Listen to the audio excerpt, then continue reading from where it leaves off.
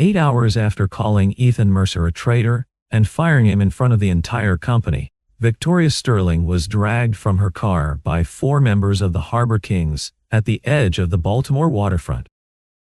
One of them pressed a knife against her throat and ordered her to unlock the routing system for a shipment of medicine worth $20 million. Ethan appeared at the far end of the street, carrying the box of his own belongings that the company had just handed back to him. He had every reason to keep walking. But when Victoria was struck to the ground, the single father set the box down on the pavement, walked straight toward the men, and said only 2 words: "Let her go." To understand why Ethan kept walking, the story has to return to that morning, back when Victoria did not yet know that the man she was about to destroy was the only person who had already seen the theft hiding inside her own company. The day began at 20 minutes before 6 at the distribution yard of Sterling Medical Transit, down near the Baltimore Piers. Ethan Mercer was 30 years old, tall, broad through the shoulders, built like a man who worked with his hands rather than a gym. He had dark brown hair cut close, gray-blue eyes that stayed calm under pressure, and a thin scar near his right temple from an accident years earlier. He was not a soldier, not an agent, not a professional fighter. In college he had wrestled, and later he had trained in emergency response for industrial accidents. His real strength was patience, observation, and a refusal to let a shortcut slide past him. That morning he was inspecting 6 refrigerated trucks scheduled to carry cancer medication and blood plasma to hospitals across the city. He caught one driver about to skip the temperature sensor check to make his departure time. Ethan did not raise his voice. He asked calmly for the cargo hold to be reopened. The backup sensor showed the temperature running almost 3 degrees above standard. If that truck left the yard, part of the shipment could lose its potency before it ever reached a patient. It was a small thing, but it told you everything about Ethan. He cared about safety more than schedules. Nathan Cross found him there and reminded him that the company was fighting to win a medical transport contract worth $300 million, and that every truck needed to leave on time. Ethan answered that a truck 10 minutes late was still better than spoiled medicine reaching a sick patient. Nathan smiled and agreed, but something behind his eyes did not match the smile. After the sensor was replaced, Ethan checked the tracking log for a newer truck, the unit marked Sierra 417 Teo. The main system showed it parked in the yard, but a secondary receiver picked up a second signal coming from somewhere near East Harbor. Ethan pulled the dashboard panel and found a small relay device wired behind the main tracking unit, quietly generating a false signal, so dispatch would believe the truck was following its route while the vehicle itself could be somewhere else entirely. He photographed the device, the serial number, and where it had been mounted. Scratched into the casing, in handwriting, were 2 letters and 2 numbers spelled out on a small tag, EH followed by the number 17. Ethan did not know yet what it meant, but it did not match any maintenance code the company used. A co-worker asked if he was coming to the company gala that evening. Ethan said no. He had to get home to his daughter. That single line was enough to establish who he was without pulling his little girl into any of it. Before the shift ended, Ethan checked who had clearance to enter the equipment storage room where the relay had come from. Only senior management carried that level of access. Someone from inside the leadership of the company had planted that device. If that relay was not meant to hide a single truck, then it could only be hiding whatever was riding inside that truck. Ethan pulled the maintenance history for Sierra 417 across the last 3 months and found that the truck had lost signal 3 separate times, each lasting somewhere between 17 and 23 minutes. Every official explanation blamed satellite interference near the harbor. Yet no other truck moving through that same stretch of road had ever lost signal at all. He pulled the delivery records for those 3 trips. Each one had been carrying high-value cancer medication. The number of containers leaving the yard matched the number arriving at the hospital, but the total weight was slightly off each time. He went to the return storage area and examined a cooled container that a hospital had sent back because the tamper seal looked loose. What he found was damning. The seal had clearly been reprinted. The adhesive did not match what the company used. The batch code did not match the manufacturer's records, and a temperature sensor had been removed from inside the container and reattached afterward. Someone had opened that container somewhere along the route, taken the real medication, and replaced it with something else. Ethan was careful not to claim that counterfeit medicine had already reached a patient, since he had no lab confirmation yet. He simply documented the risk and requested that the related batches be frozen from distribution. He filed an internal report, sealed the relay device as evidence, and sent Nathan a copy. He also sent a verification request to the manufacturer through an outside portal, which created a timestamp that Nathan would have no way to erase later. Nathan called Ethan into his office and told him the company was standing at the edge of the biggest contract in its history, and that an unproven report could cause the hospital system to walk away and cost hundreds of employees their jobs. Ethan answered that if medicine was being swapped mid-route, silence was the thing that would actually destroy the company. Nathan asked him to hand over the device and hold the report for 48 hours. Ethan agreed to turn in the device through the proper chain of custody, but refused to withdraw the report, insisting that legal and quality control be brought in immediately. After Ethan left, Nathan opened a hidden safe in his office. Inside were counterfeit tamper seals, a stack of burner phones, and a set of maps marking every medical transport route the company ran. He called a man named Dante Cole, the leader of the Harbor Kings, and told him that Mercer had found the tracking device, and that they needed to move to the final plan that same night. Nathan had no interest in killing Ethan. A dead safety inspector would draw far too much attention.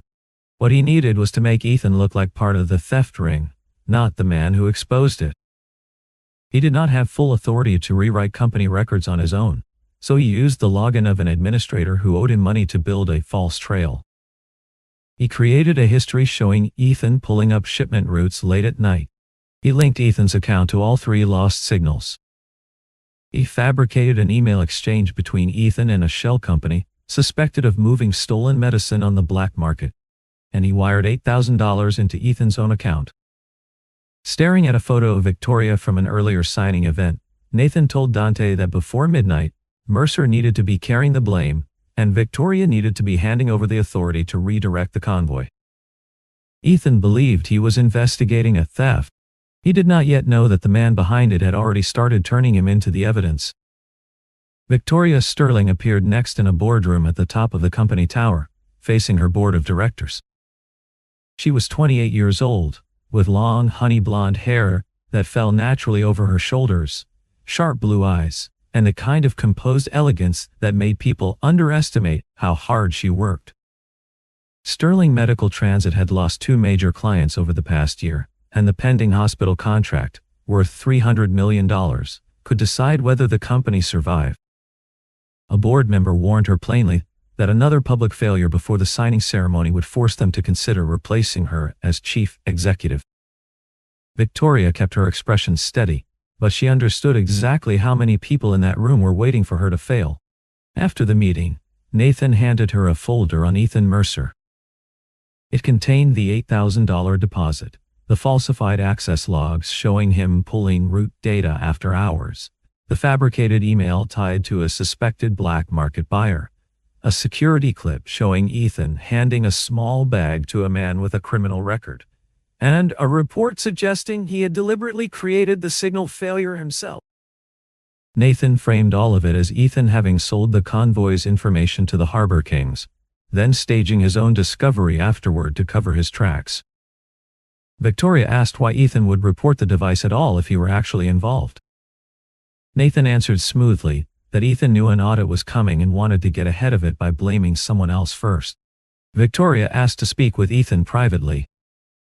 Nathan pushed back hard, warning her that Mercer had already lined up a lawyer and could leak the story to the press, and that if she waited even a day before acting, the board would assume she was protecting a criminal inside her own company.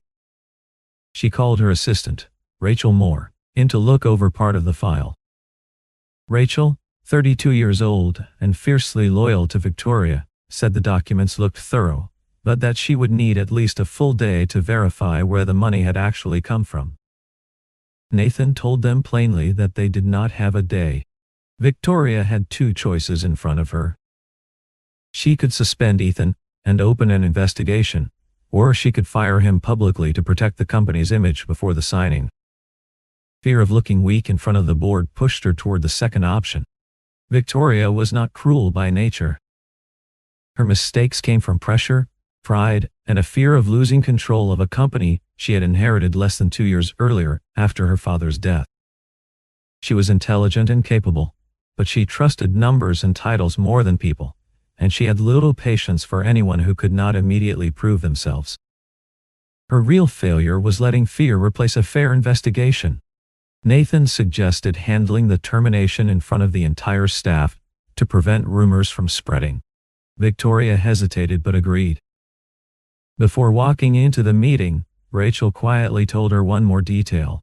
The company account used to pay Ethan had only existed for 3 months. Victoria opened her mouth to ask more, but Nathan opened the door and told her everyone was waiting. She walked into that room without checking the one warning sign that might have stopped everything. More than 80 employees had gathered in the main operations hall.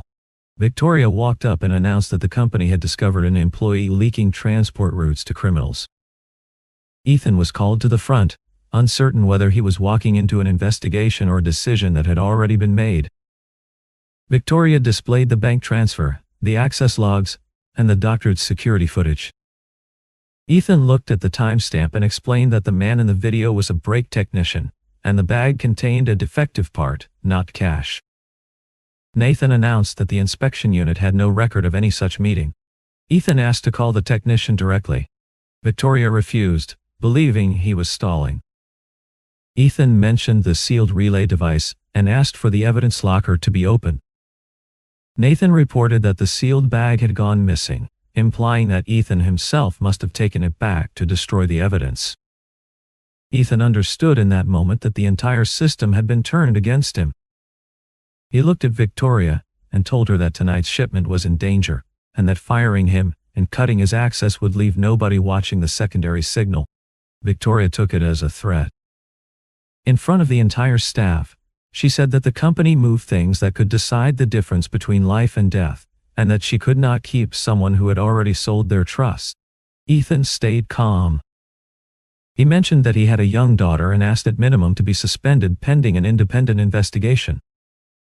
Victoria answered that being a single father did not make him innocent, it only made his excuse easier to feel sorry for. The room went silent.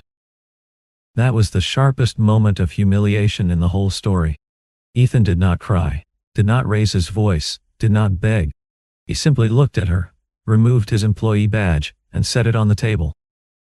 He told her that she had just chosen to protect her own image instead of the truth, and that he hoped no patient would ever pay the price for that choice. Victoria ordered security to walk him out. Passing his coworkers, Ethan saw suspicion and disappointment on faces that had respected him only that morning. Nathan stood behind Victoria, not smiling openly, but visibly relieved. Human Resources handed Ethan a box of his personal items. His company accounts, his medical insurance, and his access to all records were cut off within the hour. A termination notice citing an ethics violation went out to partner hospitals and contractors, effectively ending any chance of him working in medical transport again. Ethan drove home earlier than usual. His daughter, Lily, 6 years old, appeared for only a brief moment, but it mattered more than any other scene that day. She saw the box of his things and asked why he wasn't wearing his badge anymore. Ethan did not explain the details. He only said that some people thought he had done something wrong. Lily asked if he had done it. He said no. She looked at him and said that then he was still her dad. Before going back to her room, she pressed a small star sticker onto the lid of his box. It read, in careful handwriting, "Daddy keeps people safe." Ethan looked at his bills, his lease, and the termination letter. He had every reason to walk away from Sterling Medical Transit for good. But he thought about tonight's shipment.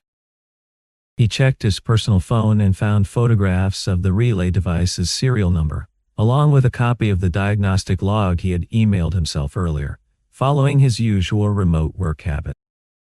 He called the police unit that handled medical cargo theft. A detective named Michael Hayes, 43 years old, agreed to take the files that night at the station. Ethan asked a neighbor to watch Lily for an hour and left the apartment. At the same time, the convoy carrying $20 million of medicine pulled out of the distribution yard. Nathan sat alone in the operations office and switched on the ghost route. Ethan had just lost his access to the convoy. The man who had trapped him did not yet know that Ethan still held the one thing that could not be deleted, the trail of the real route. That evening, Victoria attended a preliminary signing ceremony at the Harbor Crown Hotel. She wore an emerald green fitted dress with a subtle V neckline, her blonde hair falling loose. On the surface she still looked composed, but Ethan's final warning would not leave her mind. Rachel quietly pulled her out of the reception. She reported 3 things that did not add up. The account that had paid Ethan was registered to an empty mailbox. The person listed as its representative had once worked for a contractor close to Nathan. And 40 seconds of footage on either side of the clip used to convict Ethan had gone missing from the security system. Victoria asked why none of this had been caught earlier. Rachel explained that Nathan had only ever provided copies, never the original files. Victoria called the head of security. No answer. She tried Ethan, but his phone was silent while he sat with Michael Hayes. She understood, with a cold weight in her chest, that if Ethan was telling the truth, tonight's shipment really could be in danger. She decided to return to the operations center to check things herself. She did not go alone. A driver and a security vehicle followed behind her. Rachel stayed at the hotel forwarding data to the board. Nathan knew Victoria was heading back because he still controlled the company's scheduling system. He ordered the Harbor Kings to intercept her convoy on a service road near East Harbor. A truck faked a loss of control, blocking the security vehicle behind her. Victoria's car was forced to stop. 4 men shattered the window, pulled her out, and took her encrypted operations phone. Nathan already had administrative access of his own, but redirecting the medicine shipment outside the hospital network required one more layer: live biometric confirmation from the chief executive herself. The gang needed Victoria alive, conscious, and frightened enough to cooperate. Dante opened a video call to Nathan. Nathan looked at Victoria through the screen and told her that she had just fired the one person who could have stopped this, and that she should open the convoy for him now. In that moment, Victoria understood that Ethan had been telling the truth. But the man she needed most had no reason left to save her. Ethan reached the night unit of the Medical Cargo Theft Division and handed Michael the photographs of the device, the record of the lost signals, and the batch codes. Michael could not confirm the entire scheme yet, but the pattern was serious enough to open a formal investigation. He asked Ethan to forward the original files. The timestamps showed that Ethan had discovered the device before the $8,000 transfer had ever appeared in his account. Proof that the evidence used against him had been created after his own investigation began. Michael sent a unit toward the distribution yard, though they still needed time to confirm which convoy was involved. Ethan left the station to head home. Driving along the edge of the harbor, he spotted Sierra 417 leaving the hospital route and turning onto an industrial road near East Harbor. He recognized the license plate and the cracked taillight he had noted in his own report that same morning. He called Michael, gave the location, and kept his distance. The truck rolled toward an old cold storage warehouse. Ethan followed, but made no attempt to cut it off. At an intersection near a place called Depot 17, he saw Victoria's sedan sitting sideways across the road, its window shattered, the driver tied up inside but still conscious. Ethan stopped, called for emergency response and reported 4 suspects, at least 1 knife and 1 steel bar, a woman being held against her will, a black cargo van, and an injured driver. He gave the exact address before stepping out of his car. Through the gap between 2 warehouses, he saw Victoria pinned against the van, while the gang held a phone in front of her face, trying to force a facial confirmation. She saw him. She did not call his name. She only shook her head, silently begging him to leave before they noticed him. Ethan remembered every word she had said that morning. He remembered the box of his belongings, The termination email, the look on his coworkers' faces. He could easily have waited for the police. Dante knocked Victoria to the ground after she refused to read the confirmation code aloud. Ethan looked at the star sticker still resting on the box in his passenger seat. He set the box down by the side of the road and triggered the fire alarm mounted outside the warehouse. All 4 men turned. Ethan stepped into the light. Dante recognized him from a photograph Nathan had sent earlier, and asked if he understood who he was risking his life for, the very woman who had just destroyed everything he had. Ethan said that he understood exactly who she was. Dante pulled a knife and signaled the others to close in around him. Ethan had not walked toward Victoria because he had forgiven her. He walked toward her because he refused to let her cruelty decide the kind of man he would become. The fire alarm kept blaring across the warehouse district. One man turned to check the door, and Ethan used that half-second to shove a metal cargo cart down the loading ramp. It struck the man holding Victoria, breaking his grip. Ethan pulled her behind the parked van, guiding her into the narrow gap between the vehicle and a chain-link fence so their attackers could only approach one at a time instead of surrounding them both. The first man swung a steel bar. Ethan trapped his arm close to his own body, so the swing lost its range, then drove him into the side of the van, though the blow still landed against his ribs hard enough to knock the wind out of him. A second man lunged from behind. Victoria's warning came just in time, and Ethan sidestepped enough that the man crashed into the truck instead. Ethan locked the man's wrist with a simple hold. Nothing fancy, nothing rehearsed. Dante held back with his knife, ordering the last man to grab Victoria again. She spotted the open cab of a nearby refrigerated truck, climbed inside, and leaned on the horn while locking the door. The sound drew attention from the surrounding warehouses. One of the men smashed the cab window. Victoria grabbed a small fire extinguisher from inside, sprayed it into his face, and slipped out the opposite door. Ethan tried to clear a path for her to reach the main road. Dante blocked him with the knife. The first stab missed. The second cut across Ethan's left shoulder, not deep enough to reach an artery, but enough to weaken his arm. Victoria saw the blood and shouted that he owed her nothing. Ethan answered simply that this was not about a debt. Dante mocked him for being foolish enough to sacrifice himself for someone who had thrown him away that same morning. Ethan told him that this was not about her at all, that he needed to be able to live with himself after tonight. Dante came at him again. Ethan wrapped his jacket around his forearm to block the blade, then used his own weight to pin Dante against the fence. Another man struck Ethan's side, dropping him to the ground. Victoria grabbed a wheel chock and swung it hard enough into the man's arm that he dropped his weapon, buying Ethan just enough time to get back to his feet.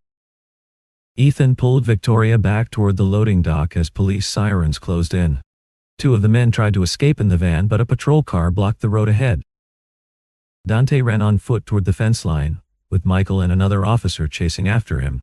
3 men were arrested at the scene. Dante was caught at the far end of the row of warehouses. Ethan sat against the truck's tire, one hand pressed against the wound on his shoulder. Victoria knelt beside him, unsure of what to say, staring at the man she had called a traitor only hours earlier, now bleeding because he had chosen to protect her. Paramedics arrived to treat the wound. Before being loaded into the ambulance, Ethan glanced at the screen inside the cab of Sierra 417. The official route had disappeared entirely. On the display, the marking he had seen that morning reappeared, the letters EH, followed by the number 17. He asked Michael how long ago the convoy had been rerouted. 11 minutes, Michael answered. Ethan looked toward the far end of the harbor and said quietly that they had not taken the medicine yet. The theft was still happening. One more truck in the convoy lost signal at that exact moment. Victoria had been rescued, but $20 million of medicine, and the patients waiting for it, were still heading straight toward Nathan. A paramedic checked Ethan's injuries. The knife wound needed stitches but had missed the artery. His ribs were badly bruised, but not broken.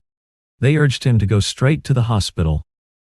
Ethan gave Michael what he knew about the letters and numbers on the tracker, explaining that East Harbor Depot 17 was an old cold storage facility that Sterling Medical Transit had used years earlier, before Victoria's father closed it down due to the cost. Victoria confirmed that Nathan had overseen that closure and still held an operational key. Michael dispatched every nearby unit toward the depot. With an active kidnapping, an armed assault, and a stolen convoy already on record, the police had enough legal grounds to move immediately without waiting on lengthy procedure. Rachel called Victoria and reported that she had found a financial link between a company Nathan controlled and an account tied directly to Dante. She had also discovered that Nathan's login had accessed the routing system just 3 minutes after Victoria had been pulled from her car. The full picture was finally clear. Nathan had framed Ethan to remove him from the control room. He had arranged for Victoria to be taken so he could obtain her biometric authorization. With both his own authority and hers combined, he had rerouted the convoy toward Depot 17, planning to move the medicine into unmarked vehicles and out of the state. Michael urged Victoria to go to the hospital, since she had just been assaulted. She refused to leave until the convoy was secure, explaining that her authority as chief executive could still lock the shipment records and warn the hospitals. Ethan could not take part in another physical confrontation. But he was the only one who knew exactly where the mechanical cutoff switch sat on the false tracking unit. Michael allowed him to ride along on the condition that he stay behind the police line, his shoulder secured by the paramedics. On the way to Depot 17, Victoria sat across from Ethan in the command vehicle. She tried to apologize. Ethan cut her off, telling her this was not the moment for forgiveness. She asked why he had saved her at all. He gave her no romantic answer. He said that, if he had turned away, Nathan would win twice over, once by stealing the shipment, and once by turning Ethan into someone he no longer recognized. Victoria realized his decency had never been meant for her specifically. It was a principle he held on to even when she had not deserved it. The convoy of patrol cars closed in on Depot 17. Through the fence, they saw a Sierra 417, alongside 2 other trucks being pulled inside the warehouse. Nathan stood at the entrance, holding Victoria's operations phone in his hand. Nathan had lost his hostage, but he still held the shipment, the authority, and one final plan to make sure Ethan carried the blame in his place. Depot 17 was a large cold storage facility with a single vehicle entrance. Nathan had hired 4 corrupt security guards and 2 drivers already tied into the scheme, and they were transferring the medicine containers into unmarked trucks. Police surrounded the building. Michael used a loudspeaker to order everyone to drop their weapons and step away from the vehicles. Nathan locked the warehouse doors and ordered the truck started, believing the police would not risk gunfire near medication that could spoil under stress. Victoria tried to use the remote system to lock the convoy down. The command failed because Nathan had already cut the primary connection. Ethan explained that the relay device had its own independent power source, wired into a secondary control box on the side of each truck. Disconnecting the correct wire would restore the main tracking system and automatically lock the wheels. Michael would not let Ethan step into the dangerous zone himself. He pointed a police technician toward the location, but the trucks began moving at the same time, and the technician could not tell the main wire from the false one on site. Cutting the wrong one risked shutting down the refrigeration and ruining the medicine entirely. Ethan had no choice but to approach Sierra 417 himself, under police cover. He did not crawl beneath the vehicle. The control box sat on the service panel along the side, exactly where his own inspections always took him. Nathan spotted Ethan on a security camera and realized he was still on his feet. He ordered the lead driver to crash straight through the gate. Victoria saw Ethan standing close against the truck's frame. She ran to an old control station in the yard and lowered a steel barrier across the exit. The truck slammed the brakes but kept pushing against the barrier. Victoria held the locking lever down with her own hands, even as Nathan warned over the radio that the mechanism could snap back violently. That gave Ethan the few extra seconds he needed. He opened the panel, found the false power line disguised in wiring the same color as the real one, and used the serial number he had photographed that morning to identify the correct connector. He disconnected the relay. The convoy's display switched back to its official route. The system recognized that the vehicles were outside their approved zone and automatically locked the wheels. All 3 trucks stopped. Police broke through the warehouse doors, subdued the guards, and arrested the drivers. Nathan tried to escape through a rear loading door with Victoria's phone and a data drive in hand. Michael caught him at the loading bridge. Nathan threatened to release data suggesting that Ethan had designed the false route himself.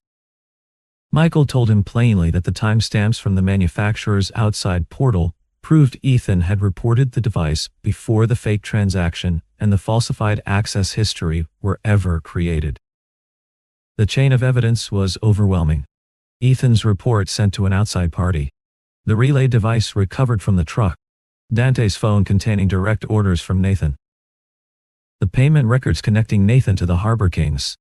Victoria's operations phone found in Nathan's possession. The counterfeit tamper seals discovered inside Depot 17. Security footage showing Nathan directing the transfer.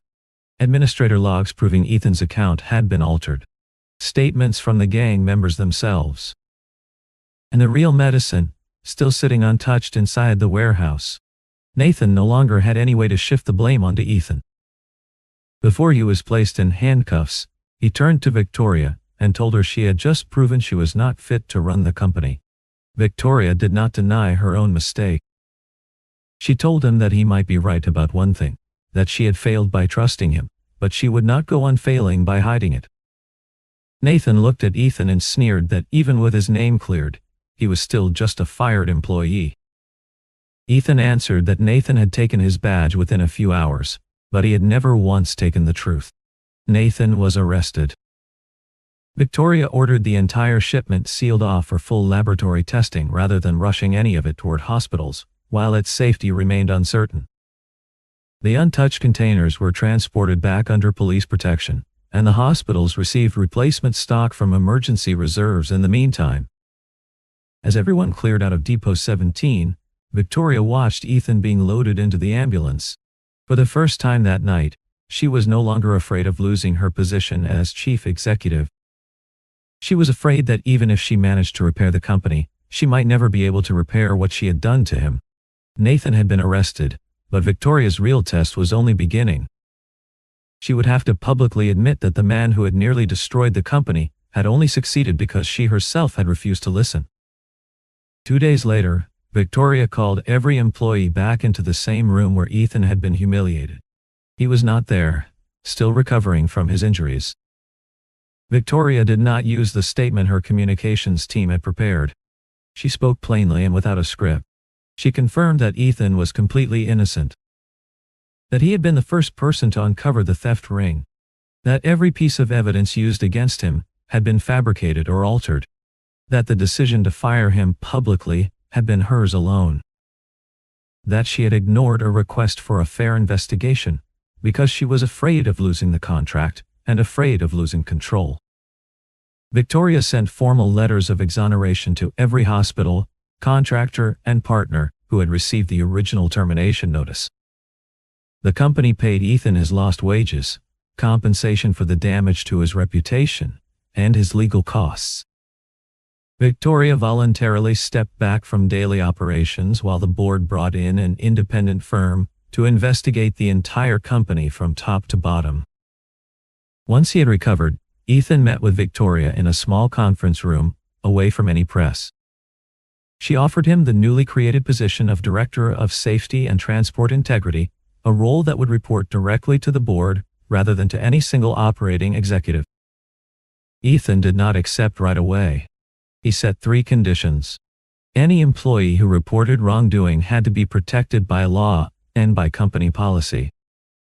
No worker could be fired publicly again without an independent investigation first. And every high-value medical shipment would require an outside cross-check before leaving the yard. Victoria agreed to all 3 conditions in writing. Ethan chose to return not because he had already forgiven her, but because he understood the system itself needed to change to protect the next person like him.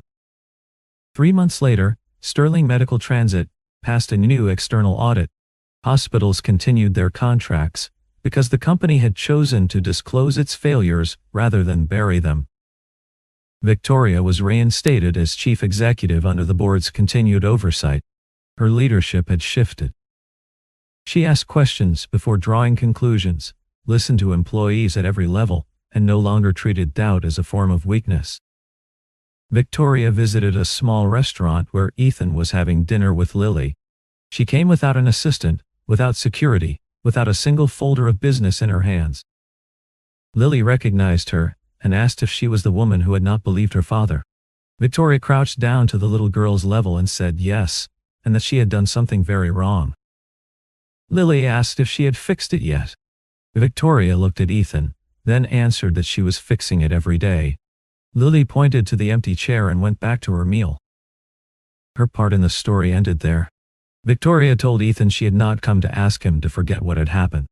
She only wanted to thank him and to learn how to listen. Ethan reminded her that trust did not come back in a single night. She agreed. He pulled the chair out, allowing her to sit down. There was no rushed declaration of love, no kiss. Only a small, quiet chance for two people to start again as equals. A few hours after Victoria took away Ethan's job, his reputation, and the stability of his family, he still chose to save her life. Not because she had earned forgiveness, but because Ethan's decency had never depended on how anyone else chose to treat him.